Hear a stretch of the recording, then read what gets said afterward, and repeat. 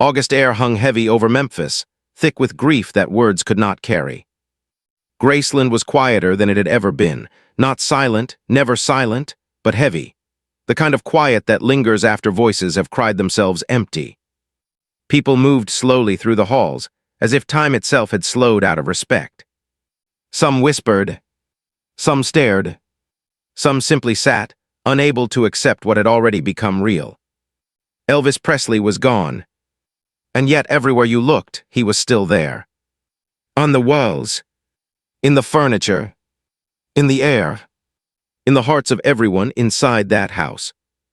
Upstairs, behind a half-closed door, sat a little girl who didn't understand how the world could keep going. Lisa Marie Presley was only 9. Too young to understand death. Too young to process forever. Too young to carry grief that felt far too big for her small shoulders. She sat curled on her bed, knees pulled in, holding onto a pillow like it was the only thing keeping her from falling apart. Her eyes were red, not just from crying, but from the kind of sadness that doesn't stop when tears do. She hadn't spoken much since the funeral, hadn't eaten properly, hadn't smiled, because every time she tried to think of anything else, she saw her father, and every time she remembered him, she remembered he wasn't coming back. Downstairs, footsteps echoed across the marble floor.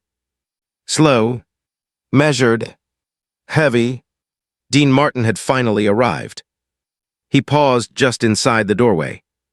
Not because he didn't know where to go, but because stepping inside meant accepting something he had tried to avoid. The day before, he hadn't come. Not to the funeral. Not to the public goodbye. Some thought it was disrespect. Others thought it was pride. But the truth was simpler and heavier. Dean Martin couldn't say goodbye in front of a crowd. Some grief is private. Some pain refuses to perform. At the far end of the hall stood Vernon Presley, a father who had just buried his son, a man who looked older than he had just days before. Grief had carved itself into his face overnight. When he saw Dean, he didn't speak immediately. He just nodded, because sometimes words don't help. Sometimes they only make the silence louder. "You came," Vernon said quietly. Dean gave a small nod. "I had to." There was something different in his voice. Not just sadness, but purpose. They stood facing each other for a moment. Two men bound by loss. But only one of them carried something more. Something heavier than grief. Something that had been waiting. For years. Vernon looked at him carefully. "You said there was something," he asked. Dean reached into his coat, but stopped. "Not yet. Is she upstairs?" Vernon's expression softened, then broke. "She hasn't come out much," he said. "She's trying to understand something no child should have to understand." Dean nodded slowly. "I need to see her." There was no hesitation. Vernon simply turned and gestured toward the staircase. "Come with me." Each step upstairs felt heavier than the last. Dean wasn't afraid, but he was aware that what he was about to do was something he had been entrusted with years ago. A promise, a responsibility, a moment that had been waiting. For exactly this day. They reached the door. Vernon knocked gently. "Lisa, sweetheart." No response. He tried again. "There's someone here to see you."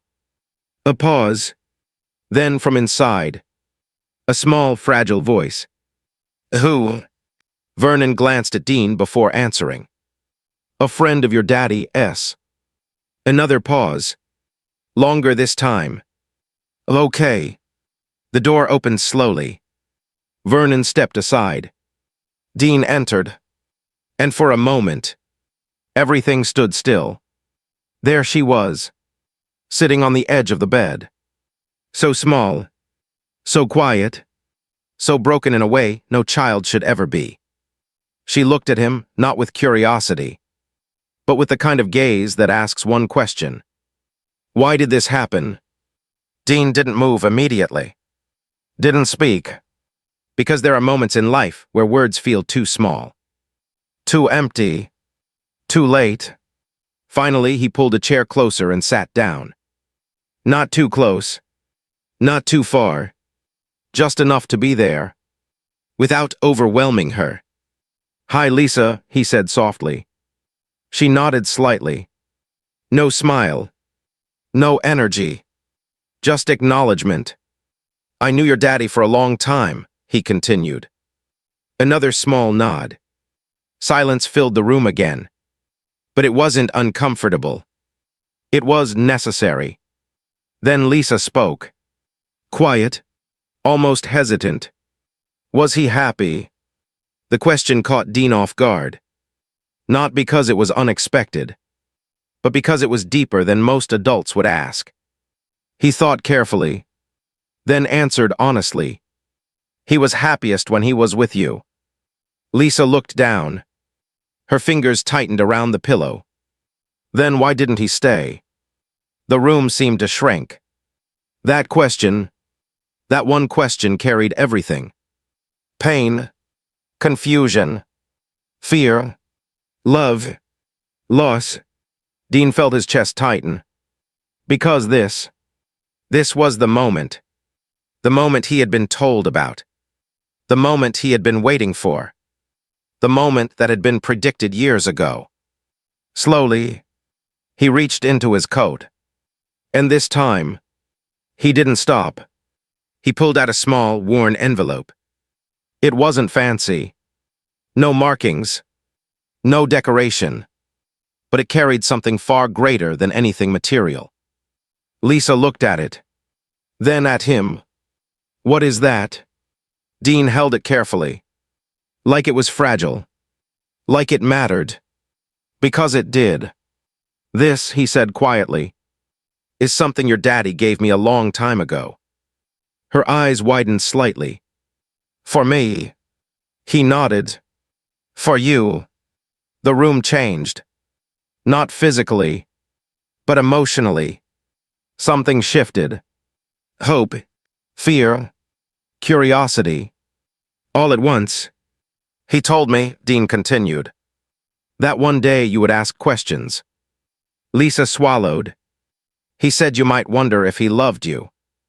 Her eyes filled instantly.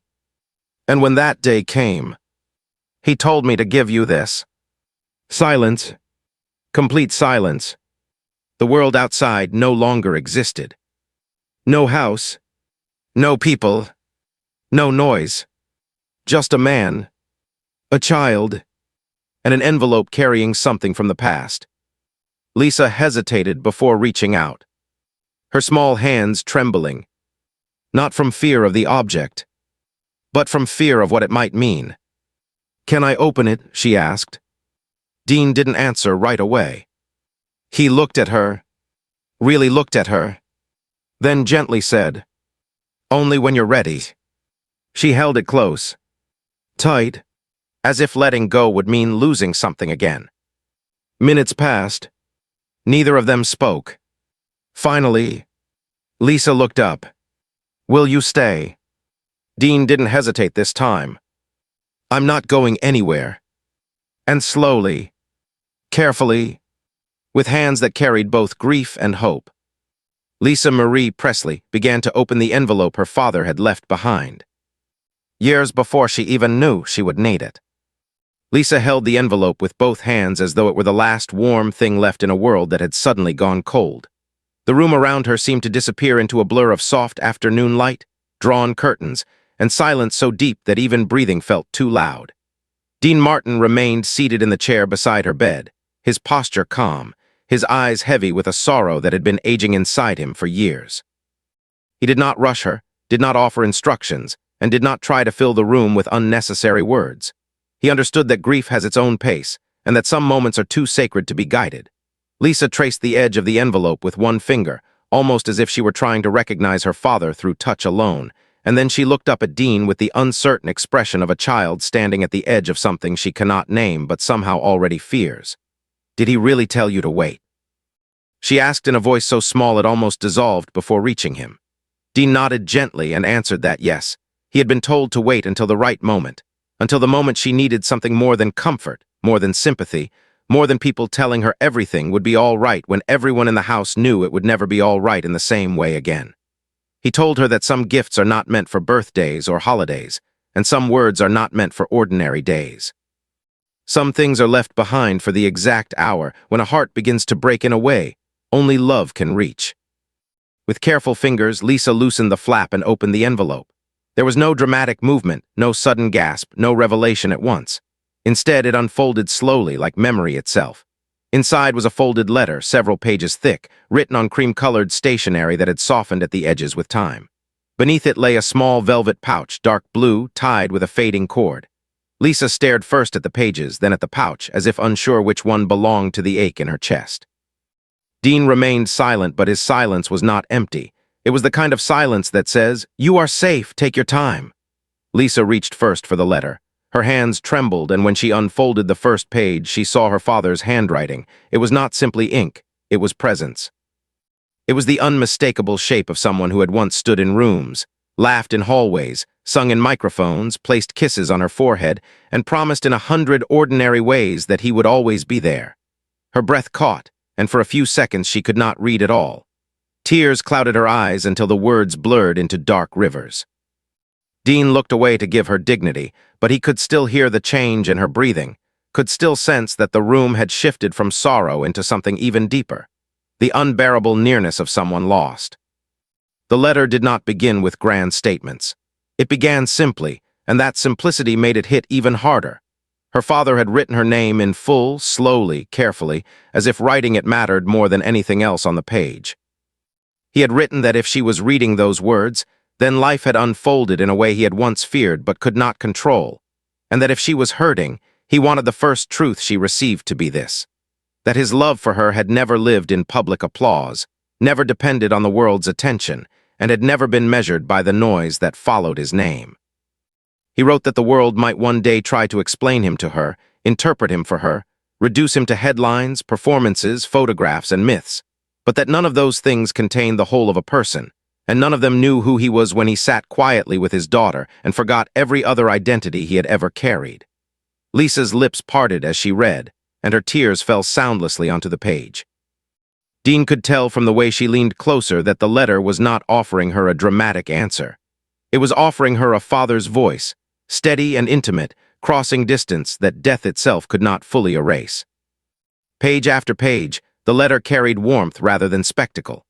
Her father told her about ordinary moments she had been too young to remember, the way she once reached for his finger instead of a toy, the way she laughed at the wrong places in songs and somehow improved them, the way she had fallen asleep against his chest while the television flickered unnoticed in the corner.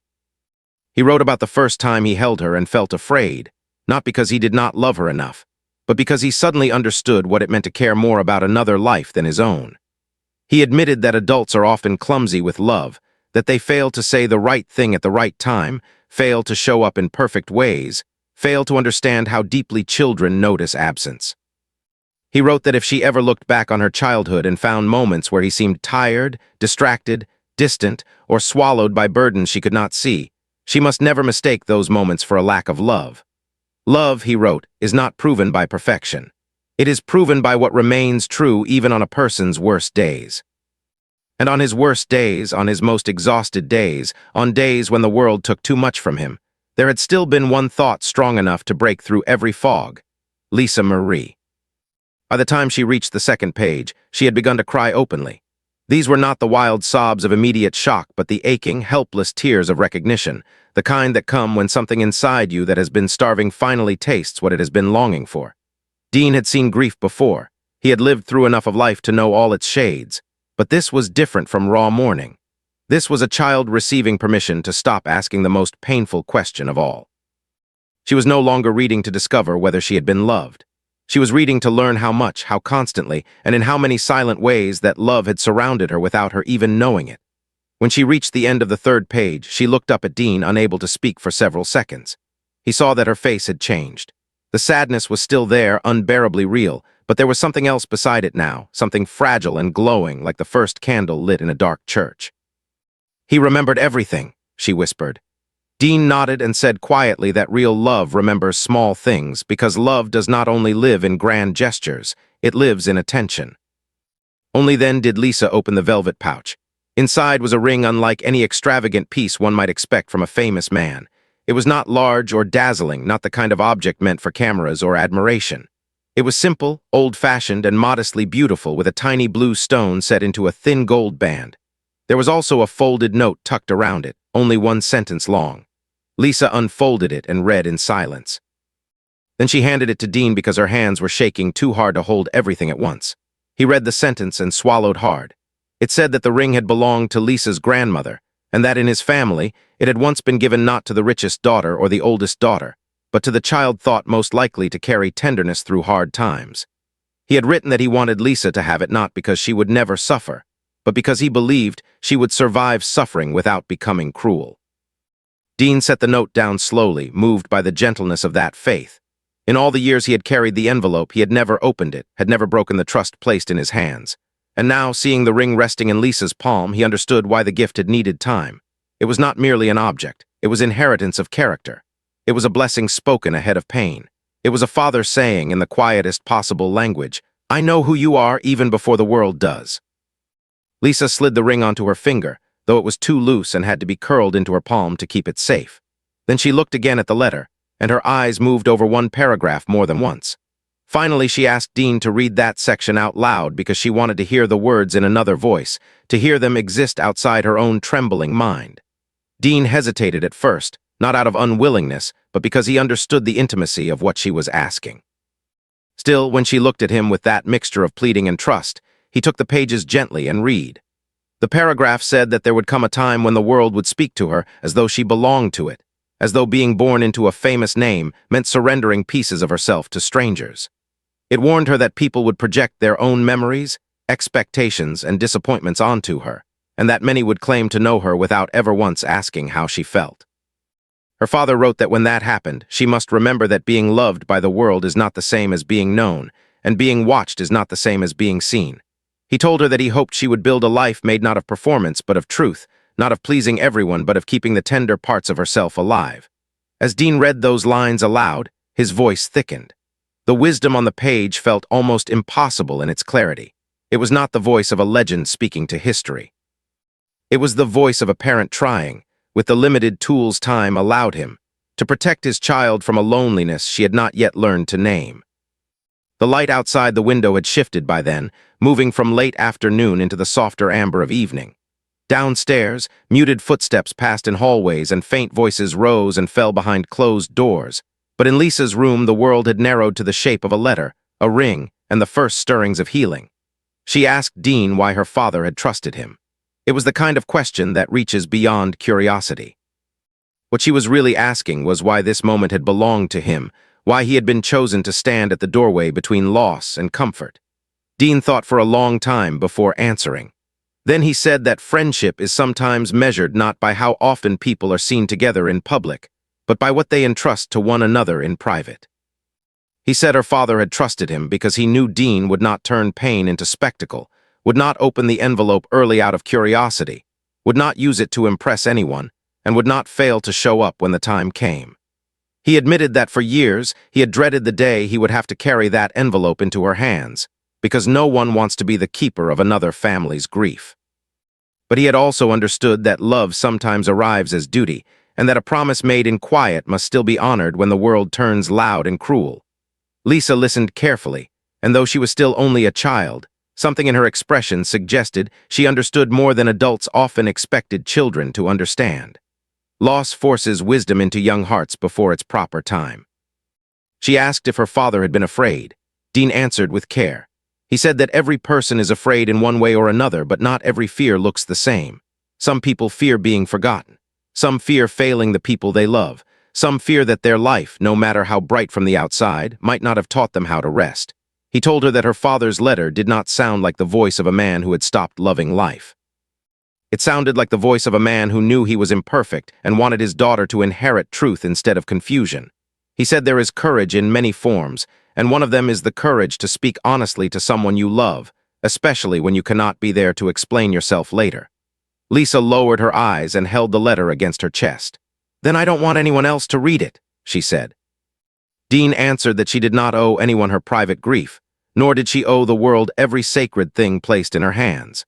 Some gifts are meant to be guarded until the heart itself decides they can be shared, and some stories become stronger when they are kept close long enough to change the person carrying them. Vernon knocked softly before entering, and when he saw Lisa with the pages in her lap and the ring in her hand, his face crumpled in a way that made him look both broken and relieved. He did not ask to see the contents. He did not intrude. He simply crossed the room, knelt beside the bed, and pressed his weathered hand over Lisa's small one. She leaned into him, and for a moment the three of them formed a quiet circle of mourning and care. Dean stood to give them space, but Lisa quickly reached for his sleeve and asked him not to go yet. That simple request touched him more deeply than he expected. He sat back down, and Vernon looked at him with gratitude too heavy for words. No speech of thanks could have contained what was passing through that room. The envelope had not ended their grief, had not magically repaired what death had torn. But it had done something just as important. It had stopped grief from speaking lies. It had interrupted the cruel suspicion that children sometimes carry after loss, the suspicion that perhaps they had not been loved enough, not mattered enough, not been worth staying for. The letter had told the truth before sorrow could invent its own. As evening deepened, Dean finally rose to leave. Lisa asked if she would ever stop feeling as though the house itself had changed shape around her, as though every room now held an empty space where a voice should be. Dean told her that grief does not leave by suddenly disappearing. It changes the way winter changes into spring, slowly, unevenly, with mornings that still feel cold. He said there would be days when she would laugh and then feel guilty for laughing, days when she would hear a song and feel warmth instead of pain, days when she would want to hide from every memory, and days when memory would be the only thing she wanted. All of that, he told her, was normal. Love does not vanish when a person is gone. It changes form. Sometimes it becomes ache. Sometimes it becomes strength. Sometimes it becomes a letter in a child's hands. Lisa listened as if memorizing not only his words but the kindness in the way he said them. Before he reached the door, she asked one final question. "Do you think he knew I'd need this today?" Dean turned back and answered with complete certainty that yes, he believed her father had known that someday, not necessarily on a calendar date, but in the life of her heart, there would come a day when she would need something stronger than memories and softer than explanations. She would need a direct line of love. And that, he said, was what she had just opened. That night, long after the house had quieted, and most of the visitors had drifted into exhaustion, Lisa remained awake under the soft glow of a bedside lamp. The letter lay open across her blanket. The ring rested in her palm, catching occasional light like a tiny piece of held-back sky. She read the pages again, more slowly this time, pausing at every line that felt as though it had been written not years ago, but directly into the loneliness of that evening. There was one sentence she returned to over and over, a sentence simple enough that another reader might have missed its power. Her father had written that if life ever became noisy, confusing, demanding, or unkind, she should not search for him first in grand things, not in public stories or giant memories, but in ordinary tenderness. The way a room feels safer when someone listens, the way a hand steadies yours without needing credit, the way love often arrives quietly and stays longer than applause. Lisa did not fully understand it then. She was still too young, still too wounded, still standing in the first terrible shadow of loss. But somewhere deep inside her, the sentence took root. It would return to her in future years, in difficult rooms, in lonely nights, in moments when she doubted herself, in times when the world seemed eager to tell her who she was before she had decided for herself. That sentence would become one of the hidden lights by which she learned to keep walking. And as the night moved toward morning, one truth settled over her with a depth she could not yet explain. What had been left inside that envelope was not simply a memory from the past. It was a bridge, a promise, a hand extended across years. Her father was gone, and nothing could undo that wound. But he had not left her only silence. He had left her a voice strong enough to outlast absence, a blessing hidden inside time, and a piece of love that would wait patiently until she was ready to understand it. Holding the letter against her heart, Lisa finally closed her eyes. For the first time since the funeral, sleep came not as escape, but as mercy. And beside her, on the pillow where moonlight touched the sheets, the ring glimmered faintly, like a promise that had only just begun to reveal its meaning. Time, as it often does, did not stop for grief. It moved forward with quiet indifference, carrying days into months and months into years, even as certain moments remained frozen inside Lisa's heart exactly as they had been. The house eventually filled with different sounds again, footsteps that no longer echoed with shock, conversations that slowly regained their rhythm, and routines that tried, in their own imperfect way, to rebuild something resembling normal life. But for Lisa, time did not erase what had happened. It simply changed how she carried it. The letter and the ring became constants in a world that no longer felt certain. They were not displayed, not shared, not explained to anyone. They lived in a small, private place where only she could reach them, as if protecting them meant protecting the last untouched connection she had with her father. In the early years, she read the letter often, sometimes daily, sometimes in the quiet hours when the rest of the world felt too loud or too far away. Each reading brought something different. Some days it brought comfort. Other days it brought fresh tears. And sometimes it brought questions that had not yet found answers, questions about why love could exist so strongly and still not be enough to keep someone from leaving. Those were the hardest days, the ones where the letter felt both like a gift and a mirror reflecting the complexity of a truth she was still too young to fully understand. As Lisa grew older, the world around her began to change in ways that made her father's words feel even more relevant, almost as if they had been written not just for a single moment of grief, but for a lifetime of challenges she had not yet faced. People began to recognize her not just as a child, but as someone connected to a legacy far larger than herself. Strangers spoke her father's name with admiration, with nostalgia, with reverence, and sometimes with assumptions that felt heavy and intrusive. They expected her to carry something she had never chosen, to live up to an image she had not created, and to understand a life she had only partially witnessed. It was in those moments that the letter became more than memory. It became guidance. She would return to the lines where her father had warned her about the difference between being seen and being known, and slowly, over time, she began to understand what he meant. Being surrounded by attention did not always mean being understood. Being admired did not always mean being supported. And being connected to something great did not automatically make life easier. Sometimes, it made it more complicated in ways that were difficult to explain to anyone who had not lived it. There were years when Lisa struggled quietly, years when she felt caught between two worlds, one that belonged to her past and one she was still trying to define for herself. She wanted to be more than a memory, more than a name that echoed in conversations about someone else. She wanted to find her own voice, her own identity, her own path forward. But every attempt to move ahead seemed to bring her back to the same question she had asked as a child, though now it was more subtle, more complex, less direct. It was no longer simply, did he love me? It had evolved into something deeper. What do I do with the love he left behind? That question followed her into her teenage years, into her early adulthood, into moments where decisions felt heavier because they carried the weight of expectation as well as personal meaning.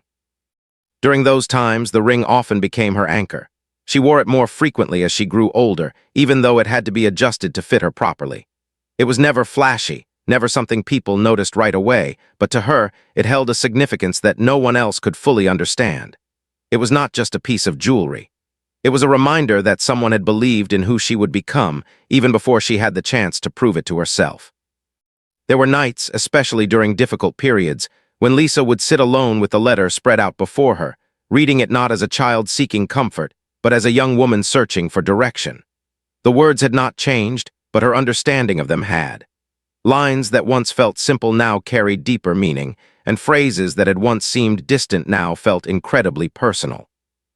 She began to notice the subtle strength in her father's message, the way he had acknowledged imperfection without allowing it to overshadow love, the way he had prepared her not for a life without pain, but for a life where pain would not define her entirely.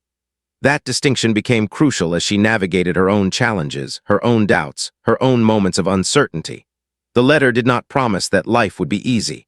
It did not offer solutions to every problem. What it offered instead was perspective, a way of seeing herself not through the lens of loss, but through the lens of resilience. It reminded her that being loved deeply did not guarantee a perfect life, but it did provide a foundation strong enough to endure imperfection.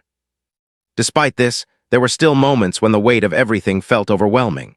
There were days when the world's expectations pressed in too closely, when the past felt too present, and when the future seemed uncertain in ways that were difficult to articulate. During those times, Lisa sometimes questioned whether the strength her father had believed in was truly there, or whether it was something she was still struggling to find. It was in one of those moments, years later, that she experienced something that would shift her understanding once again. She had been going through a particularly difficult period, one where decisions felt heavier than usual, and where the noise of the outside world seemed impossible to quiet. That night, she found herself returning to the letter again, not out of habit, but out of necessity. As she read, she noticed something she had somehow overlooked before, not a new sentence, not a hidden message, but a tone, a feeling woven through the words that she had not fully grasped as a child. It was not just love, it was trust. Her father had not only loved her, he had trusted her. Trusted her to grow, to learn, to navigate life in her own way, even when it was difficult. That realization changed something inside her.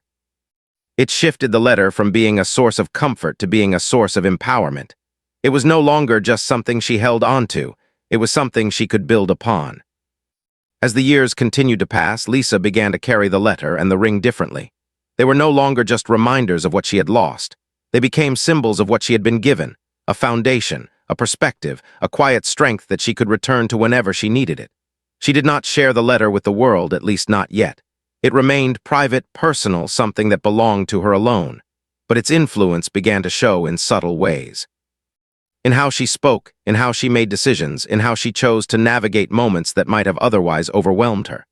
The promise inside that envelope, the promise that had waited in silence for years before reaching her, had begun to take shape in her life. It was no longer just words on a page. It was something living, something active, something that continued to guide her even as she moved further away from the moment it had first entered her world. And yet, despite all of this growth, there remained one question she had not fully answered, one decision she had not yet made. It lingered quietly in the background of her life, surfacing occasionally in moments of reflection. Should she keep the letter private forever, preserving it as something sacred and untouched? Or should she one day share it, allowing others to see the depth of what had been left for her, the love that had been carefully preserved across time? It was not a decision she could make quickly, nor was it one she felt pressured to resolve immediately. For now, it remained an open question, something that would reveal its answer only when the time was right. Because if there was one thing she had learned from everything she had experienced, it was this: some moments cannot be forced, some truths cannot be rushed, and some promises reveal their full meaning only after they have had time to grow. As part 3 closes, Lisa is no longer the small child sitting on a bed in a quiet room, holding an envelope she does not yet understand. She has become someone shaped by that moment, someone who carries it not as a wound, but as a source of strength. The letter and the ring remain with her, not as relics of the past, but as living reminders of a connection that continues to influence her life in ways both visible and unseen. And somewhere, deep within her, the promise that had once waited in silence has begun to speak more clearly, guiding her toward a future that she is still in the process of discovering. There are moments in life that arrive quietly, without warning, without announcement, without any clear sign that they will change everything that follows. And yet when they pass, nothing remains the same. For Lisa, that moment did not come in childhood, nor in the immediate years after loss, nor even in the early stages of adulthood when she was still learning how to carry the weight of her past. It came much later, after time had done what it always does, softened some edges, deepened others, and transformed raw pain into something more complex, something that no longer shouted but still refused to disappear. By then, Lisa was no longer the fragile child sitting on the edge of a bed with trembling hands. She had lived, experienced, struggled, and grown into someone who understood that life does not offer simple answers, only evolving truths. And yet, despite everything she had become, the letter remained exactly where it had always been, preserved, protected, untouched by the outside world, as if it existed in a space separate from time itself. For nearly 2 decades, she had kept it that way. The letter and the ring had never been shown, never been explained, never been turned into a story for others to consume. They had remained private, sacred, something that belonged only to her and the memory of her father. There had been opportunities to share it, moments when the world seemed eager to know more, to understand more, to connect the legend they admired with the man she had known. But each time, she had chosen silence. Not out of fear and not out of secrecy, but out of respect for something that felt too personal to be translated into public language. Some things, she believed, lose their meaning when they are exposed too soon.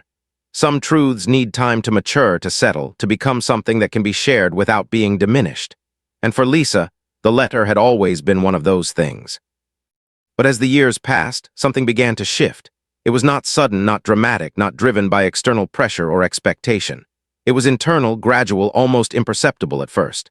The same words she had read countless times began to feel different again, not because they had changed, but because she had.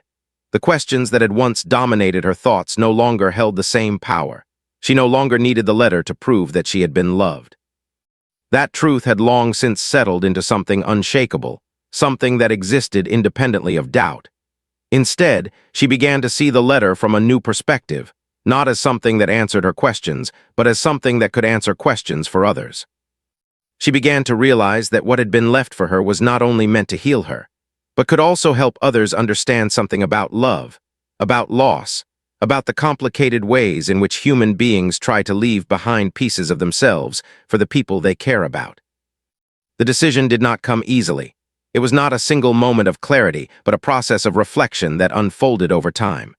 She thought about what it would mean to share something so deeply personal, something that had been part of her inner world for so long. She considered the possibility that it might be misunderstood, simplified, or interpreted in ways that did not fully capture its meaning. But she also thought about the alternative, the idea that such a powerful expression of love and vulnerability might remain hidden, never reaching the people who could find comfort in it, never becoming part of a larger understanding of what it means to care for someone beyond the limits of time. And slowly, quietly, she came to a realization that changed everything. The letter had done its work for her. It had guided her, supported her, and helped her grow into the person she had become. And now, perhaps, it was time for it to do something more. The day she chose to share it was not marked by grand announcements or dramatic build-up. It was approached with the same quiet seriousness that had defined the moment she first received it.